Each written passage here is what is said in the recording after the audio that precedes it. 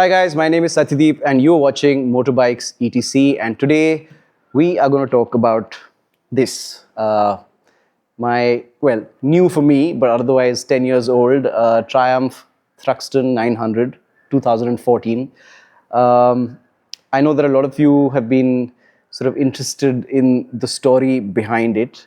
And ideally, I would have liked to do this with Samik, who Motocraft Customs. I'll put a link somewhere here to his Insta handle. Ideally, I would have liked to do this with him, but since he lives in Delhi and I live in Mumbai, I thought, it's been a while, so let's put out a story on this bike. About a year ago, my Instagram algorithm started showing me a lot of these bonnies that get customized in Thailand. Again, one particular Instagram handle, and I'll post that somewhere. It was almost as though the universe was calling out to me, and every day I was seeing more and more of these absolutely amazing looking customized bonnies coming out of Thailand. And this friend of mine and I were talking and said, we should get one. It'll be great for the city. And that was that. Cut to maybe 3 days later, I'm having a phone chat with Samik, who works at Path Pavers in Delhi. And Path Pavers has this pretty massive used bikes catalog. And I think he was always very excited about doing a scrambler for me because we discussed it. And he told me, listen, there's this 2014 Thruxton that's up for sale. And he sent me the link. And we started chatting. And strangely, there was this bike that was for sale. There was a lot less old, a lot newer Bonnie. I think that was a T100 that was also for sale. This had done about 18,000 kilometers. That had done just about 5,000 kilometers. And in my head, that was the first bike that should have come to mind, when you want to convert a bike to a scrambler. But we decided to go with this for a few reasons. One, because strangely, the ground clearance of a Thruxton is more than that of a T100. And that obviously factored, given that we were trying to make a scrambler out of this bike. It also helped that this bike was about a lakh of rupees cheaper than the Bonnie. And then I just heard something in the news about them phasing out Thruxtons, these ones especially, and maybe even the 1200. So I said, okay, let's get this. And again, this was 2014, BS4, air-cooled. So, I wanted something which I could keep for a while, which would not be a very hectic bike to maintain, shouldn't have too many sort of electronics. And this kind of ticked all the boxes. So I bought the bike about a year ago. And that's when Samik and I started exchanging hundreds of WhatsApp messages every day about what to do with it. He had some ideas. He sent me a few drawings, the silhouette, and we were sort of more or less on the same page. My brief to him was actually pretty simple. I said that, this should be a bike that should be very comfortable as a city bike. Whether I keep it here or choose to keep it in Goa. And if I'm feeling really adventurous, I should be able to ride from Mumbai to Goa on it and back without a problem. That was the basic brief. And I think this bike should manage that. And with that brief in mind, and of course the fact that I wanted it to be a bike that, I shouldn't be worried about it. If something breaks, it should be easily replaceable. The parts that we're putting in should be relatively inexpensive, and we'll discuss those. But with that brief, I think it took about 4 or 5 months. I couldn't travel much at that time. So I think I was a bit, I wouldn't say frustrated, but I was, I wish that it was happening in the same city where I was, where I could, go every once in a while and have a look at the bike. But I couldn't really, which is why when I saw it at the end, it was a very, very pleasant surprise. And I used to get an occasional glimpse of it because Samik used to send me a photograph of the other.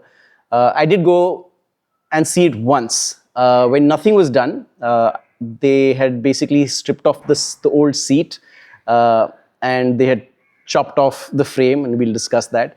That's when I saw it. but it looks like a completely different bike now.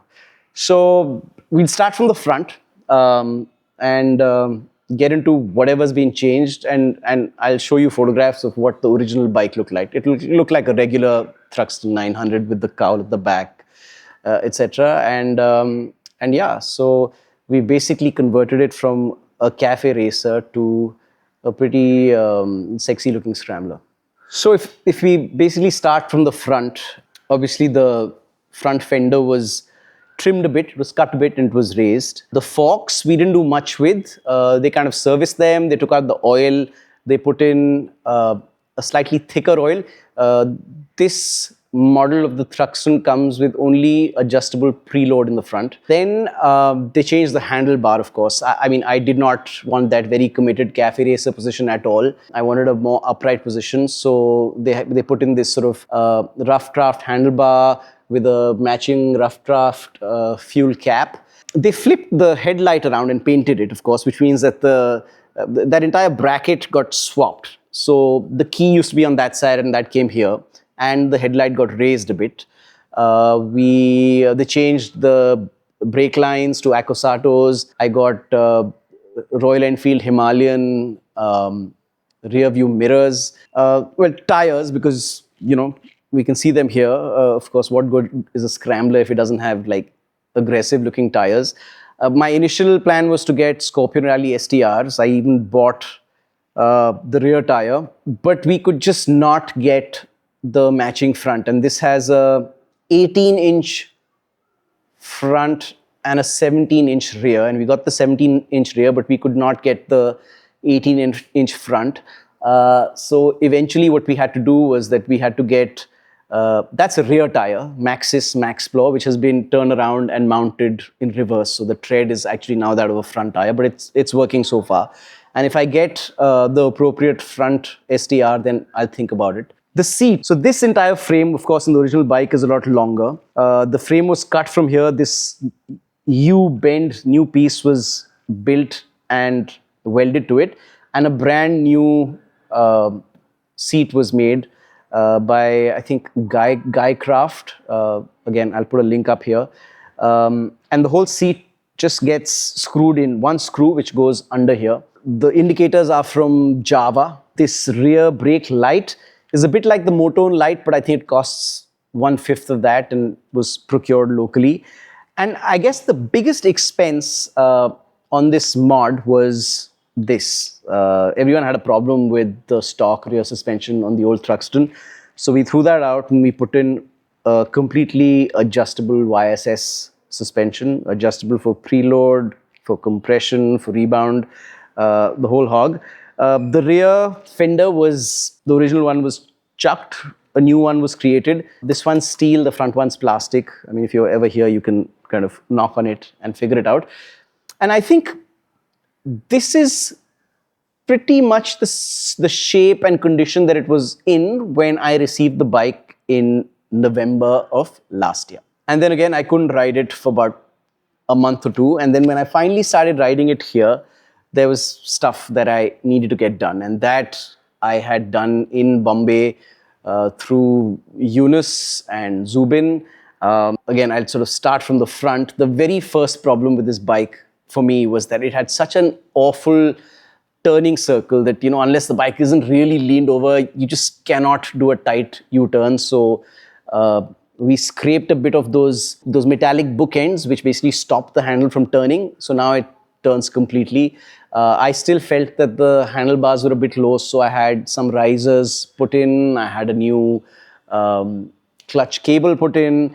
I had a new chain and sprockets put in because there was a bit of a sound. What else did I do?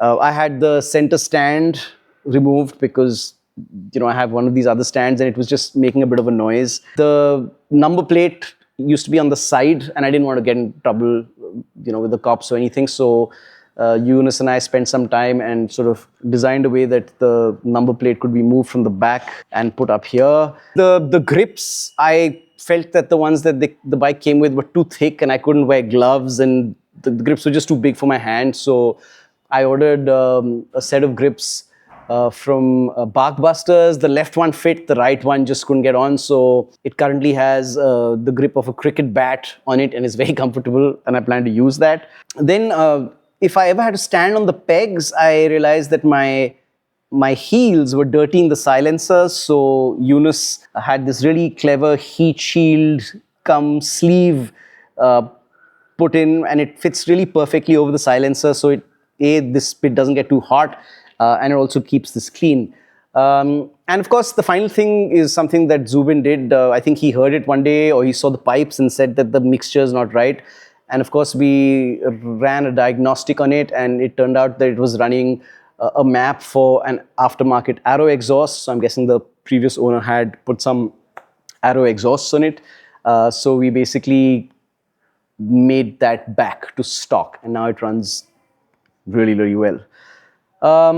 That's it. I mean, I find myself sort of riding a lot more in the city now because it's quite a easy, happy bike to get.